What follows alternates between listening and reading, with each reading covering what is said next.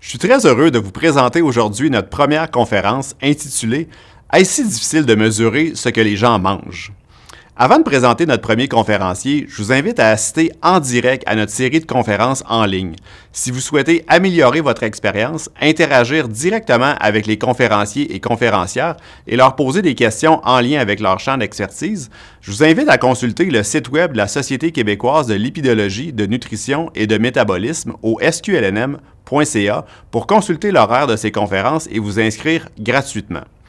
Je suis très fier de présenter le premier conférencier de cette série de webinaires. Le professeur Benoît Lamarche est directeur du Centre Nutrition, Santé et Société, le Centre Nutris à Québec. Il est également professeur titulaire à l'École de nutrition de l'Université Laval. Il a publié des centaines d'articles scientifiques dans le domaine de la nutrition et il a dirigé plus de 70 étudiantes et étudiants à la maîtrise et au doctorat au cours des 25 dernières années. Le professeur Lamarche a reçu de nombreuses reconnaissances pour ses travaux et son implication, dont le prix des fondateurs Jean Davignon et Paul Lupien de la SQLNM en 2013.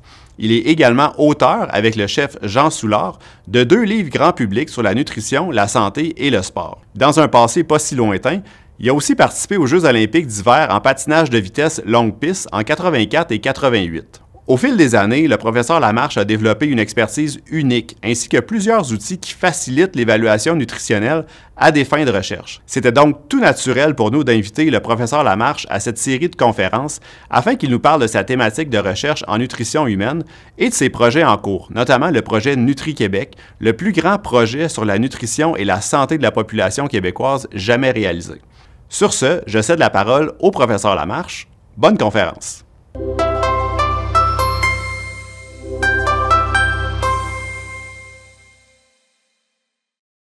Donc, j'espère que vous voyez mes diapos. Si j'ai pas de signal qu'il y a un problème, je continue. Donc, j'ai pas vraiment d'intérêt à déclarer là, par rapport à cette présentation-là.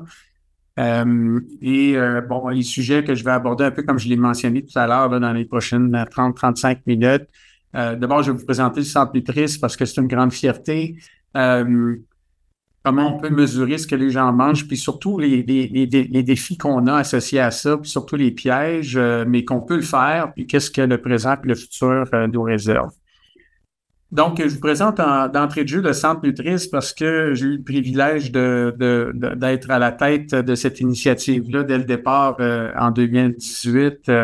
Le centre a été créé en 2019 et c'est un centre dont la mission est justement d'étudier l'alimentation sous toutes ses coutures on est financé par le FRQS pour faire ça. Donc, c'est une grande fierté de pouvoir intégrer cette force de frappe-là à la grande famille qu'on avait déjà au sein de l'INAF. Et donc, le Centre Nutris vient fédérer de façon un peu plus formelle les efforts de recherche sur l'aspect santé qui touche la nutrition et l'alimentation. Vous avez les axes de recherche là, qui sont présentés, puis j'ai des discussions souvent avec mon collègue Jean-Pierre, je pense qu'il est là, qui dirige Vitam. On n'est pas cloîtrés dans nos axes, mais les gens, des évaluateurs aiment ça, voir comment on est organisé, comment on est structuré en termes de recherche. On s'intéresse à la nutrition de précision, qui est un sujet de l'heure en ce moment, tous les aspects omiques, la physiologie, la biologie de l'alimentation. Dans le but d'améliorer la réponse des gens à différents traitements nutritionnels. On a tout le volet comportement alimentaire, puis on a aussi le volet société. On peut plus maintenant faire abstraction de ce à quoi les gens sont exposés, puis les défis associés à la culture, à l'économie, à la politique, aux aspects sociaux de l'alimentation. Donc, mais ces 3 actes-là sont intégrés, puis il y a beaucoup de nos chercheurs et chercheuses d'ailleurs qui font partie de plusieurs axes qui reflètent justement la nature interdisciplinaire et intersectorielle là, des recherches en alimentation, nutrition et santé. On a des plateformes aussi, la plus grande plateforme clinique pour l'étude de l'alimentation et de la santé au Canada. On est capable de nourrir des gens, on a des infrastructures web, etc. Et plus récemment, les efforts vers le numérique là, pour utiliser des outils d'intelligence artificielle, de sciences des données dans l'amélioration de l'avancement de nos recherches et différents potentiels d'amélioration aussi de nos interventions et tout ça. La richesse du centre repose sur le fait qu'on a des chercheurs, des chercheuses qui viennent de 12 facultés différentes. Alors, quand on parle d'intersectorialité, c'est un bon exemple. Oui, la médecine, oui, les sciences de l'agriculture, de l'alimentation, de la nutrition, mais on a aussi des gens en sciences sociales, sciences et génie de différents secteurs. Et c'est ce qui fait toute la richesse, justement, de cette recherche-là. Oui, campée dans 3 axes, mais qui déborde, justement, le focus de chacune de ces thématiques-là individuelles.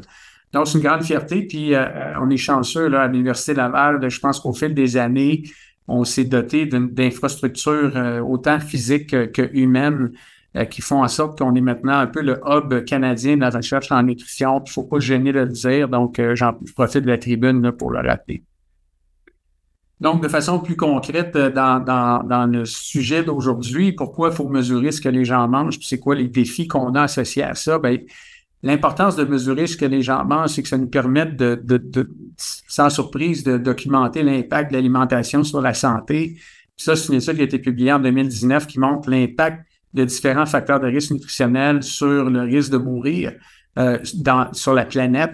Et donc, les facteurs nutritionnels sont responsables de 11 millions de décès en 2017 seulement sur la planète. Beaucoup d'invalidité aussi associée à des maladies chroniques. Et c'est un facteur de risque qui est très important. Donc, vous avez les fruits, les grains entiers, les noix, qui sont les principaux facteurs de risque nutritionnel responsables de ces 11 millions de décès-là à chaque année. Pourquoi on peut déclarer des choses comme ça? Ben, c'est parce qu'on mesure ce que les gens mangent dans différents pays et on associe ça dans des études épidémiologiques au risque d'avoir des problèmes de santé.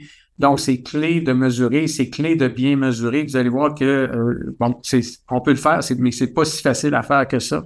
Et c'est un peu le propos de mes prochaines minutes de présentation. Juste pour vous expliquer un peu aussi le graphique, parce qu'il y a quand même un intérêt là-dedans. Si on prend la ligne des fruits ici, vous avez la consommation moyenne de fruits dans les différents pays là, ou les régions qui sont indiquées, la moyenne avec le pointillé dans tous ces pays-là. Puis ça, c'est l'envers, c'est ce que les gens devraient consommer. Donc, on est très, très loin d'un point de vue mondial de la recommandation de consommation de fruits. C'est la même chose pour les grains entiers, c'est la même chose pour les noix qui sont des facteurs de risque majeurs. Donc, souvent, on va entendre parler de facteurs nutritionnels pointus, gras saturés, sucre. Les gros joueurs dans les problèmes nutritionnels, là, c'est des gros joueurs, c'est les fruits, c'est les grains entiers, etc. Donc, mais on a la richesse de cette information-là parce qu'on a mesuré. Le défi de mesurer, évidemment, ben c'est pas simple mesurer l'alimentation. Vous avez un exemple ici d'une publication qui a été dans le Times en 2016 qui montrait ce que les familles dans différentes régions du monde mangent en une semaine. Ça, c'est la famille typique canadienne. Alors là, l'idée, c'est quand on veut mesurer ce que les gens mangent, ben c'est ça qu'il faut qu'on mesure. Et vous pouvez imaginer avec la complexité là, de ce qu'il y a sur la table sur une semaine, la difficulté de faire ça avec rigueur et faire ça avec des outils qui nous permettent après ça de faire parler les données de façon cohérente. Puis là, ben, à travers ça, en dessous de ce défi-là ou de cette image-là, ben, OK, on peut mesurer la quantité de champignons, la quantité de bananes qu'une personne a mangé, mais quand on le fait d'un point de vue, on a une famille, ben là, combien que chaque membre de la famille a mangé des bananes? On a une pizza, quel était le contenu nutritionnel de cette pizza-là? Donc, il y a beaucoup, beaucoup de niveaux de complexité. Puis à un moment donné, on dirait qu'on a oublié ce niveau de complexité-là et on utilise la donnée sans trop se poser de questions. Donc, je pense que c'est important pour moi, dans une portion de ma recherche qui s'intéresse justement à la documentation rigoureuse des études alimentaires, c'est d'identifier des pièges, des défis aussi, puis des solutions à cette mesure-là. Mais ce qu'il faut se rappeler, c'est qu'on n'est pas capable, puis je remercie un de mes anciens étudiants, Didier Brassard, pour cette diapo-là que j'ai volée je pense, de son séminaire de doctorat. C'est impossible de mesurer de façon directe les apports alimentaires des gens, peu importe la méthode qu'on utilise. Même si c'est des photos de téléphone, les gens vont prendre en photo ce qu'ils mangent. On ne sait pas s'ils ont tout mangé, ce qu'il y avait dans l'assiette. On ne sait pas si c'est leur assiette, etc. On ne sait pas s'ils ont oublié certains éléments sur la table, etc. Donc, il n'y a jamais de réponse pure et directe et certaine des apports alimentaires. Donc, on se tourne vers des outils qui sont plus ou moins complexes. Les nutritionnistes qui sont là aujourd'hui connaissent bien ces outils-là. Il y a différentes approches méthodologiques qui ont chacune leurs avantages et leurs inconvénients. Dans les études épidémiologiques antérieures des années 80 et 90, 2000, on utilisait beaucoup les questionnaires de fréquence. Tranquillement, ça bouge vers des rappels de 24 heures. On pourra en discuter lors des questions. Mais chaque outil a ses limites. Et évidemment, on est passé d'une époque où on notait tout sur du papier avec les inconvénients que ça peut comporter et l'immense quantité de données qu'il fallait intégrer pour éventuellement faire parler ces données-là, à des outils web comme les rappels de 24 heures web, les questionnaires à fréquence web qui sont beaucoup plus efficients dans la façon de gérer la donnée et de la générer aussi pour des fins de recherche.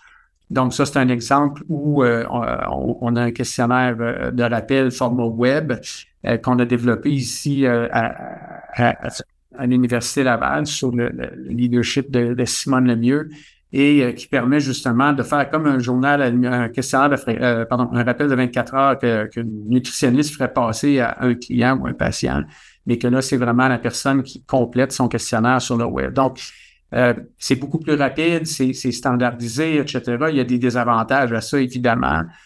Entre autres, le besoin de littératie computationnelle, on va dire informatique. C'est pas tout le monde qui est capable de naviguer sur une interface comme ça pour répondre de façon adéquate à des questions sur Internet. Mais néanmoins, il y a beaucoup d'avantages et on pourra en discuter aussi là, si vous avez des questions là-dessus. Mais la clé reste quand même la qualité de la mesure. Et comme j'ai mentionné tantôt, on peut jamais avoir de façon certaine, de mesurer de façon certaine les apports alimentaires d'une personne. Puis l'évolution des outils nous permet de raffiner cette mesure-là, mais c'est jamais parfait. Puis ça, il faut garder ça en tête. Quand on utilise des données nutritionnelles, il faut être conscient des limites. Alors aussi, c'est une étude que Didier, durant son doctorat, avait publiée, où on a comparé la plausibilité, donc la véracité, on va dire, le potentiel réel des apports en énergie avec des rappels de 24 heures qui ont été modélisés pour les erreurs qui sont associées à ces mesures-là, avec une approche traditionnelle, c'est-à-dire un questionnaire, un rappel appliqué à un répondant par un administrateur ou la version web dans une population québécoise. Puis on voit qu'en utilisant une version web, on a un peu moins de gens qui sous-rapportent, donc ils font de l'under-reporting quand on utilise le web par rapport à l'approche traditionnelle. Mais on a quand même 14% des gens, malgré leurs bonnes intentions, etc., qu'on sait qui ont sous-rapporté le nombre de calories qu'ils ont consommées. C'est pas banal, surtout quand on sait que la moitié de ces 14%-là de calories qui manquent sont probablement des aliments de faible qualité nutritionnelle. Ça aussi, on a documenté ça. Donc oui, on peut améliorer nos outils. On est passé d'outils traditionnels lourds à porter dans des études de grande envergure à des outils web beaucoup plus sophistiqués, mais il reste quand même des limites, entre autres sur la qualité de la donnée que les gens vont nous transmettre à travers ces outils-là.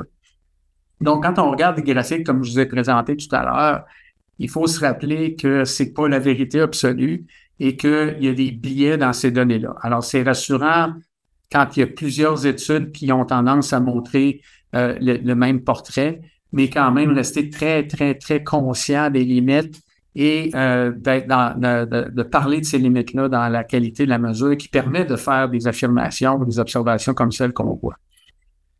Maintenant, avec ces outils-là, on est capable d'aller mesurer plein de choses, évidemment, puis on peut les adapter, on peut les améliorer.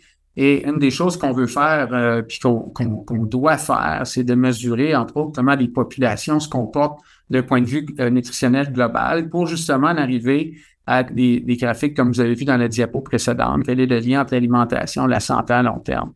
Alors, on a notre guide alimentaire qui a été revampé en 2019. Puis, donc, dans un souci de mesurer ce que les gens mangent et en particulier, est-ce que les gens font mieux ou suivent les recommandations du guide alimentaire?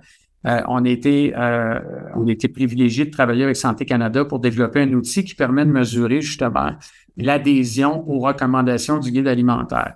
Il y avait plusieurs défis associés à ça. comme vous le savez, le nouveau guide alimentaire ne dit pas combien de portions il faut consommer de chacun des groupes alimentaires.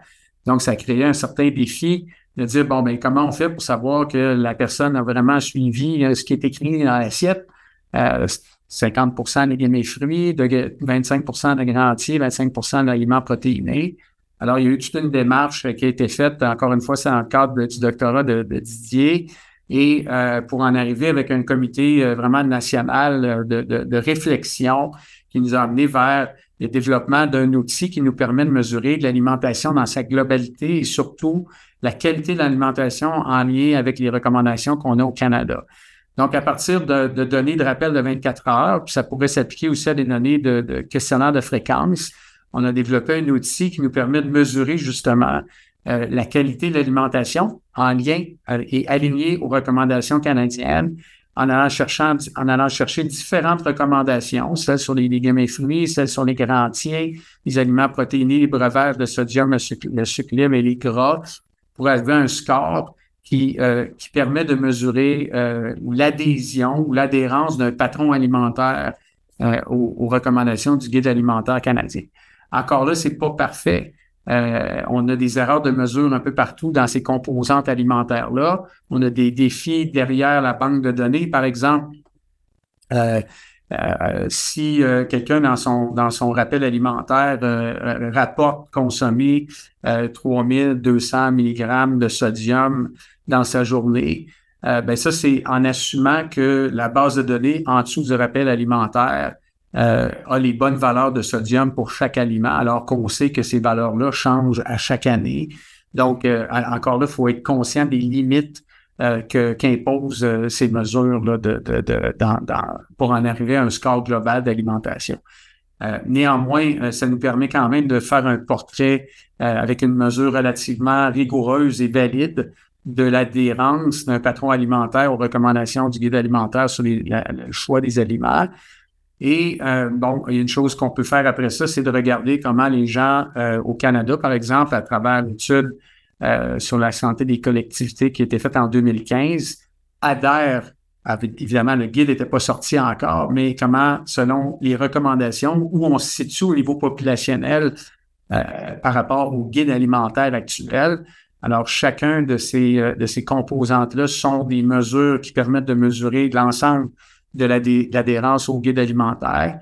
Et la ligne montre la moyenne canadienne pour chacune de ces composantes-là, pour chacun des points qu'on reçoit quand on complète des questionnaires alimentaires, un rappel alimentaire. Puis ce qu'on voit, c'est que les principaux problèmes qu'on a au niveau canadien, ben les points qu'on a au niveau populationnel qui sont les plus bas pour chacune des composantes de cet outil-là, qui s'appelle le FI 2019, ben, c'est les légumes et fruits, les grains entiers, en fait, les composantes qui touchent les grains entiers et la composante qui touche principalement les protéines d'origine végétale. Les aliments protéinés, de façon générale, on score très bien. Les breuvages, on score très bien. Les gras saturés, on score relativement bien. Le sel, un peu moins. Les sucres, c'est pas si mal. Donc, d'un point de vue populationnel, ce genre d'analyse-là nous permet d'identifier au niveau canadien, ben c'est où que la population a de la misère à adhérer aux recommandations du guide alimentaire. Et dans une perspective de validation, ben, on est capable de voir si l'outil performe assez bien. Et bon, sur un total de 80 points, ce score-là est sur un total de 80 points, 80 étant techniquement une adhérence parfaite au guide alimentaire. Je dis ça entre guillemets parce que c'est pas correct de dire ça. On sait pas c'est quoi la bonne valeur pour dire, OK, j'adhère aux recommandations. Et le score moyen de 47 dans la population canadienne, ce qui est pas très haut. Puis on voit des différences attendues. Ceci étant dit, les femmes ont un score de qualité nutritionnelle selon le guide alimentaire un peu plus élevé que les hommes, les personnes plus âgées aussi par rapport aux plus jeunes et les non-fumeurs par rapport aux fumeurs. Donc, il y a des différences quand même assez marquées dans le score de qualité globale d'alimentation. Et ça montre que cet outil-là, malgré tous les défis qu'on a de mesure de qualité nutritionnelle, que ça performe quand même assez bien pour aller chercher les différences qu'on s'attend de voir entre les groupes pour lesquels on connaît des différences au niveau de la qualité nutritionnelle. Évidemment, l'intérêt de mesurer l'alimentation, c'est aussi d'aller valider ou invalider des choses qu'on entend autour de l'alimentation.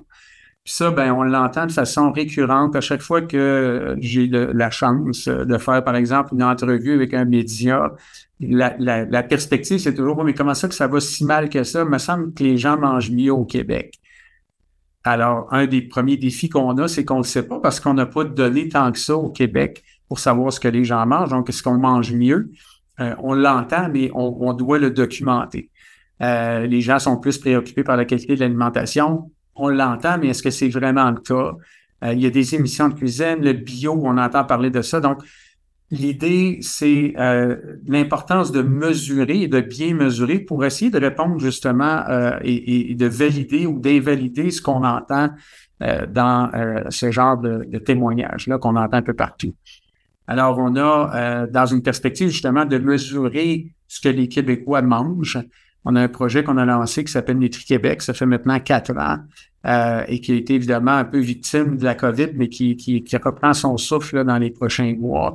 L'idée, c'est de mesurer les habitudes alimentaires des Québécois au cours des prochaines années, le plus longtemps possible, en fait, en utilisant des outils les plus sophistiqués possibles qu'on a en ce moment à notre disposition pour le faire. Et donc, tous les Québécois sont invités à participer à cette étude-là. Les adultes vont compléter, comme vous allez voir, des questionnaires à différents moments. Et ça nous permet justement de répondre à quelques grandes questions. D'ailleurs, il faut que je mentionne que le projet Nutri-Québec est financé par le ministère de la Santé à travers la PGPS, la politique de prévention gouvernementale de prévention en santé, et est un peu l'outil de mesure des différentes actions qui se déploient à travers cette politique-là pour essayer de voir si ça peut impacter, si ça peut influencer les habitudes alimentaires de la population, que ce soit la population générale ou que ce soit la population dans certains secteurs, comme vous allez voir. Donc, que mangent vraiment les Québécois, les Québécoises? On ne le sait pas. Les dernières données qu'on a, ce sont celles de l'enquête canadienne en 2015, mais c'est basé sur 2000 personnes seulement. Donc, on essaie d'aller chercher une plus grosse cohorte pour essayer de voir qu'est-ce que les gens mangent vraiment avec un outil qui est validé pour cette population-là. Puis maintenant, ben, est-ce que oui, vraiment, il y a des tendances autour du végétarisme, manger local, les diètes populaires. Donc, ça nous prend de la donnée, ça nous prend de la donnée rigoureuse pour pouvoir documenter ça. Je vais vous donner des exemples de ce qu'on peut faire avec ces données-là. La richesse, comme vous allez voir dans la prochaine diapo du projet Nutri-Québec, c'est qu'on mesure les gens dans le temps. Donc, ça nous permet de voir des changements au cours du temps dans les habitudes alimentaires.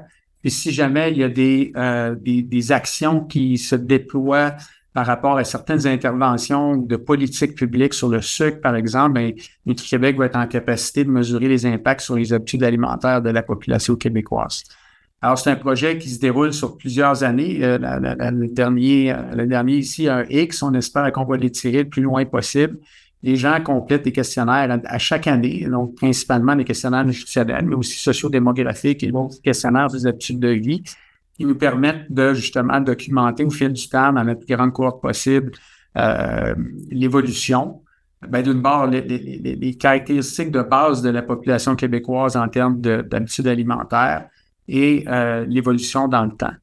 Alors, on a la chance, encore une fois, avec l'outil web qu'on a développé, le rappel de 24 heures web, les gens remplissent ce questionnaire à chaque année, à 2 occasions, à 3 occasions, et on est capable d'utiliser cette richesse de données-là pour répondre à différentes questions.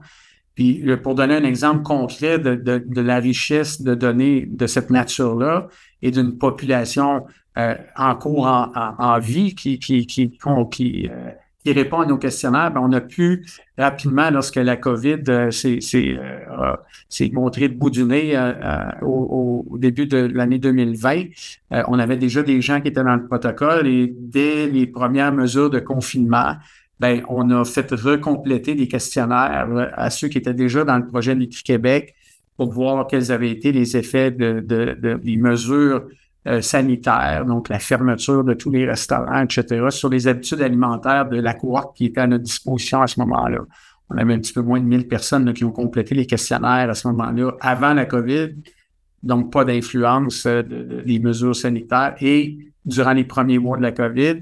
Et le premier constat qu'on a vu sans surprise, c'est que les repas pris à l'extérieur, qu'on peut mesurer à l'aide de notre outil, les gens nous disent si on mangeait à la maison ou à l'extérieur, au restaurant, etc., ont chuté de façon drastique. Donc, on est passé d'à peu près un repas sur 5 à 3% des repas pris à l'extérieur avant la COVID et durant les premiers mois de confinement, principalement à l'heure du dîner. Et ce changement-là, d'habitude, évidemment, on l'a entendu, les gens cuisinaient plus, il y a manqué de farine, les gens faisaient du pain. Si vous vous rappelez, au début de la COVID, c'est ça qu'on voyait. Donc, on l'a documenté de façon rigoureuse. Et disons, c'est cette évolution-là dans les habitudes alimentaires à très court terme, avec un peu de surprise, a été associée à une légère amélioration de la qualité de l'alimentation, qui était là cette fois-ci mesurée avec un score qui s'appelle le HI 2015, on n'avait pas développé le canadien encore à ce moment-là, donc qui est une mesure un peu comme le score FI, mais cette fois-ci pour mesurer l'adhésion aux recommandations alimentaires. Donc, c'est un score de qualité globale de l'alimentation. Et les catégories alimentaires qui s'étaient légèrement améliorées pour expliquer cette petite amélioration de la qualité globale de l'alimentation durant les premiers mois de confinement, ben, c'était les grains entiers, légumineuses, légumes, produits laitiers, protéines végétales. Là, il y avait une légère amélioration, donc une plus grande consommation. Par contre, les gens ont rapporté aussi consommer moins de fruits, plus de sel, moins de bons gras. Donc, une détérioration de ce côté-là. Mais la moyenne de ces changements-là faisait une légère amélioration de la qualité globale de l'alimentation. Donc, c'est un exemple concret où, parce qu'on a une population qui est suivie, qui complète des questionnaires de façon récurrente, ça nous permet de réagir rapidement et de capturer des changements dans le temps dans les habitudes alimentaires de la population. Donc, Nutri-Québec est toujours en cours. On est tout près de 4 500 participants. On en vise beaucoup plus que ça, puis vous allez probablement avoir des efforts dans les prochains mois là, pour augmenter la cohorte. Et tous ceux qui veulent participer peuvent le faire là, sur nutriquebec.com. Et les participants reçoivent un petit bilan alimentaire. Il faut leur donner un petit bonus. Évidemment, ça incite les gens à participer, mais c'est vraiment le don de soi. C'est de dire comment vous pouvez contribuer, même si vous restez à Rimouski, à Trois-Rivières, sur la Côte-Nord, au-delà de Québec et Montréal, les grands centres de recherche, comment vous pouvez contribuer à améliorer notre connaissance de notre population et améliorer la santé publique à travers ça. Le genre d'études qu'on peut faire aussi dans Nutri-Québec, bien que celle-là, c'était dans le pilote de Nutri-Québec, on a montré que manger mieux, donc adhérer plus au guide alimentaire canadien, ça coûtait plus cher. Évidemment, ça fait les manchettes, ce genre d'analyse-là. Donc, un score FI, une meilleure adhésion au guide alimentaire fait que l'épicerie coûte plus cher d'un point de vue individuel. C'est pas énorme, mais dans le contexte inflationnel qu'on connaît, les difficultés de plus en plus de monde à joindre les deux bouts puis à se payer de la nourriture de façon adéquate, c'est un enjeu majeur. Oui, c'est possible de manger mieux sans que ça coûte plus cher, mais de façon générale, manger mieux, ça coûte plus cher. Donc, c'est un gros défi d'un point de vue santé publique. Comment on peut aussi réaligner nos recommandations pour être sûr qu'on cible des aliments qui sont peut-être moins chers, mais qui sont bons d'un point de vue nutritionnel. Autre exemple, cette fois-ci dans Nutri-Québec, on entend souvent parler que manger local, c'est la nouvelle voie à suivre, c'est bon pour la société, c'est bon pour l'économie, c'est bon pour la santé. Alors, on a corrélé simplement dans les gens qui participent au projet Nutri-Québec un score qui s'appelle le locavore, qui permet de mesurer à quel point les gens ont les intentions de manger local, donc s'achètent des aliments locaux. Et le score de qualité globale de l'alimentation, le FI 2019, qui mesure encore une fois l'adhésion au guide alimentaire canadien. Et moi, j'ai pas été très impressionné par cette corrélation-là, 0.09. Autrement dit, les gens qui mangent plus local ou qui s'intéressent à manger local ont vraiment presque pas une alimentation de meilleure qualité. Alors, peut-être qu'on le fait pour des raisons culturelles, des raisons économiques, des raisons sociales, mais ça ne corrèle pas avec la qualité de l'alimentation ou en fait très faiblement avec la qualité de l'alimentation. Donc, bien que ça soit des analyses transversales, les données comme ça dans le Québec nous permettent de dire, ben, si on veut vendre le local, c'est peut-être pas pour la santé qu'il faut le faire, mais c'est pour d'autres raisons qu'il faudrait peut-être mettre en évidence. On peut aussi, quand on dit quoi manger, ben, il faut aussi mesurer où et comment on est influencé pour les choix alimentaires qu'on fait. Il y a beaucoup de monde qui vit dans des environnements alimentaires qui ressemblent à ça. On en a à Québec. Et on est capable, avec des données maintenant d'analyse de type géospatial, de caractériser la qualité de l'environnement alimentaire dans différents secteurs. Ça, c'est un exemple dans la ville de Québec. où vous avez les secteurs en rouge où la proportion de dépanneurs est démesurée par rapport aux grandes surfaces des endroits où on peut faire notre épicerie. Et d'autres endroits où il y a plus de grandes surfaces, moins de dépanneurs de façon relative. Donc, c'est très difficile pour des gens qui restent dans des secteurs qu'on peut appeler des déserts alimentaires en fait, où la qualité de l'environnement est beaucoup plus faible. Et donc, l'un des futurs qu'on a vraiment à très, très court terme, c'est d'être capable de mettre en relief ces informations-là dans l'analyse des trajectoires alimentaires, des trajectoires de santé des gens, puis surtout dans une perspective de santé publique, un peu de précision, où là, peut-être nos efforts pour améliorer la qualité de l'alimentation vont être différents dans les secteurs où la qualité de l'offre alimentaire est moins bonne que dans les secteurs où la qualité de l'offre alimentaire est meilleure. Donc, c'est un exemple où on peut mesurer ce qu'il y a dans l'assiette, qui compte pas certains défis, mais mesurer l'environnement aussi, puis d'utiliser ces données-là pour mieux comprendre les trajectoires des individus d'un point de vue alimentaire, d'un point de vue individuel, mais d'un point de vue collectif aussi, puis d'un point de vue de la santé. C'est le futur. Et donc, ça va nous amener vraiment à des modèles de prédiction, des modèles de compréhension des trajectoires de santé beaucoup plus sophistiqués. Je peux pas faire une présentation aujourd'hui sans parler d'intelligence artificielle. Moi, je suis un peu un jack of all trades, comme on dit. Je m'intéresse à beaucoup de choses. Je suis surtout pas un expert en intelligence artificielle, mais j'ai la chance au sein du Centre Nutris d'être exposé à ça, comme beaucoup de mes collègues. Et il y a un potentiel énorme de l'application d'intelligence artificielle pour la recherche en nutrition. Je vous en donne quelques exemples et aussi les limites auxquelles on peut faire face dans l'utilisation de ces outils-là. Donc, au niveau, par exemple, de la nutrition de précision, il y a beaucoup d'efforts qui se font pour essayer d'identifier les signatures métabolomiques de l'alimentation, sachant que c'est très difficile de mesurer ce que les gens mangent. Bien, le postulat, c'est est-ce que c'est possible de mesurer dans le sang des marqueurs qui vont nous dire ce que les gens ont mangé? Alors, vous avez d'un côté la diète canadienne avec une densité énergétique un peu décevante et du côté de l'autre bord, du côté droit, la diète méditerranéenne, où là, pour la même quantité énergétique, ça prend pas mal plus d'aliments. Et dans nos protocoles à l'INAF et au Centre Nutris, on a la capacité de servir de restaurant essentiellement. On peut nourrir des gens pendant d'assez longues périodes de temps. Et ça nous permet justement de contrôler l'alimentation de façon très spécifique, de façon très précise aussi sur différentes diètes qui nous intéressent. Et on a fait au fil du temps des études sur la diète méditerranéenne où on nourrissait, par exemple, dans l'étude ici, des gens pendant 5 semaines sur une diète contrôle nord-américaine. Donc, typiquement, ce que les gens mangent d'habitude, 3 repas par jour, nourris à 100%. Et ensuite, on les a mis sur une diète méditerranéenne où on les a nourris 3 repas par jour pendant 5 semaines également. Et on a fait des prises de sang après chacune de ces diètes-là. Je vous épargne les détails du reste de l'étude. Et une autre étude où on a, cette fois-ci, pas nourri les gens au départ. Donc, on a juste mesuré ce qu'ils mangent. Et cette fois-là, on les a nourris sur une diète méditerranéenne pendant 4 semaines avec des prises de sang. Et là, l'idée, c'est est-ce qu'on est capable, avec sachant très, très bien ce que les gens ont mangé, d'arriver à une signature métabolomique de ces diètes-là et donc d'être capable de classer les gens en fonction de la diète qu'ils ont consommée.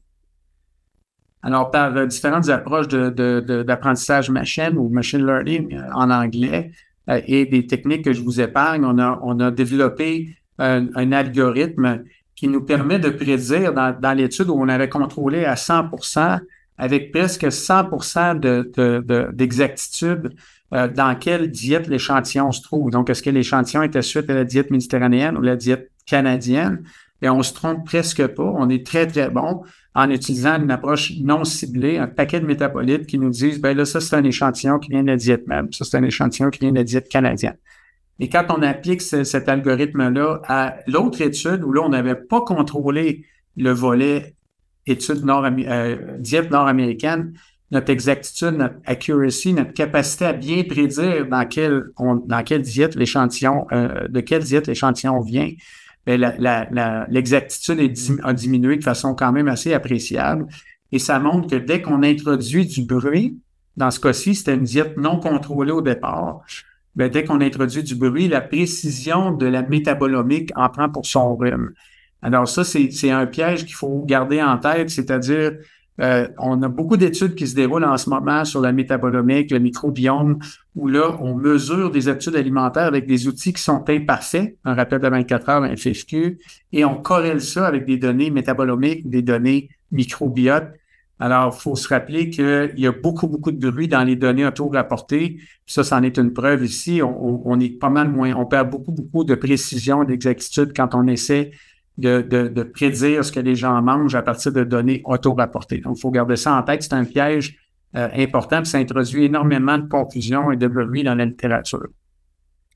L'intelligence artificielle, ça nous permet aussi de pousser justement le développement de nouvelles applications pour l'évaluation alimentaire. Donc, au-delà d'un rappel de 24 heures, on peut maintenant, avec notre téléphone, prendre des photos, puis là, par des algorithmes de différentes natures, on peut segmenter les aliments, les identifier d'une part. Par exemple, on prend une photo d'une pomme, bien, avec différentes approches en séquence, bien, on va être capable d'identifier que c'est vraiment une pomme, de segmenter des aliments dans une assiette, etc. On est rendu là, il y a plein d'applications qui utilisent ça. Le gros problème qu'on a, c'est que les gens ne sont pas capables d'estimer le volume de façon adéquate dans ces aliments-là. Donc, il y en a qui vont dire qu'ils le font. Et pour faire un peu de recherche là-dedans en ce moment avec des gens en IA, c'est très, très, très difficile à faire. Donc, les applications qui utilisent ça, souvent, vous vous demandez combien de grammes de pommes vous avez consommé, parce que c'est difficile de dire il y a combien de pommes dans la photo qu'il y a là. Et donc, combien de glucides, combien de tout ce qui vient avec la pomme. Là. Si on n'a pas le volume, on n'est pas capable d'arriver avec une valeur réelle des nutriments et de l'aliment qui vient d'être consommé. Donc, beaucoup de potentiel, mais encore, on n'est pas rendu et on va voir jusqu'où on va pouvoir aller avec ça. Donc, je termine avec cette diapo-là ou presque, puis on aura un peu de temps pour les questions. Si je résume ma présentation, mon propos d'aujourd'hui, c'est un mélange de toutes sortes de choses, mais j'espère que vous avez compris que mesurer ce que les gens mangent, c'est important. Évidemment, c'est un de nos principaux facteurs de risque des maladies chroniques au niveau mondial, puis ça épargne pas le Québec ni le Canada. J'espère que vous avez vu que c'est faisable, que c'est important, mais que c'est difficile à faire et que on est toujours gagnant à se poser plein de questions sur est-ce que j'ai le bon outil, quelles sont les limites de l'outil, est-ce que je l'applique à la bonne population, est-ce que c'est un outil qui a été validé pour la population, etc. Et on a souvent des discussions avec les outils qu'on a développés. On a un FFQ web, on a un rappel de 24 heures web, on a des outils de dépistage, des screeners. Là, les gens nous disent, ouais, je voudrais utiliser ton FFQ pour mesurer l'alimentation dans mon étude. Mais la première réaction qu'on a, ouais, mais c'est quoi la question? Parce que peut-être que le FFQ, c'est pas le bon outil, puis on peut peut-être regarder d'autres options. Donc, faut pas sous-estimer d'une part, la limite des outils qu'on a, puis j'ai inclus là-dedans la métabolomique et tout ça, leur limite et comment on peut les mitiguer ou les utiliser à l'intérieur des questions de recherche qui nous intéressent. Donc, c'est faisable, c'est important, mais c'est difficile, il faut en être conscient. Il faut utiliser les bons outils et éviter les pièges. Puis si vous mesurez les habitudes alimentaires de façon inadéquate, bien, je m'excuse, mais au bout du résultat, bien, les résultats ne seront pas rigoureux. Donc, le principe garbage in, garbage out, je m'excuse, mais c'est une loi infaillible en ce moment en nutrition. Puis il faut être très, très, très conscient de cette limite-là et de ce piège-là. Donc, quand c'est le temps de mesurer les habitudes alimentaires, c'est vraiment critique d'utiliser le bon outil, de parler aux gens qui ont des expertises qui vont pouvoir vous accompagner pour faire la bonne mesure au bon moment avec le bon outil pour que les résultats soient le plus rigoureux possible.